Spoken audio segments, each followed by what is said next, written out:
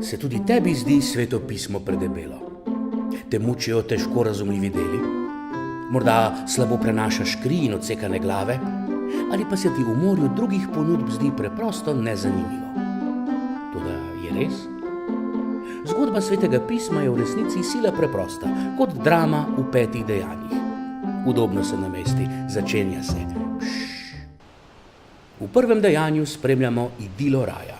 Človek in Bog v čudoviti harmoniji, združena zavedno do drugega dejanja, do tiste kače in jabolka. Takrat se zgodi prelom. Idile je konec, začne se švicanje za vsakdanji kruh. Najbrž ti je znano, kaj ne? Tretje dejanje je najdaljše. Govori o božji ljubezni in človekovem cincanju.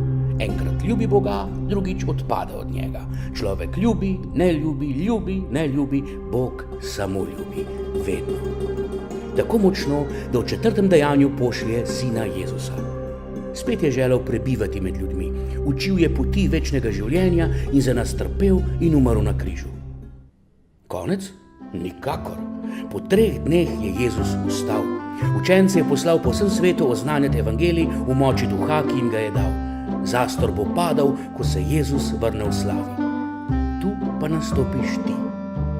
Že veš, kje je tvoje mesto v drami odrešenja?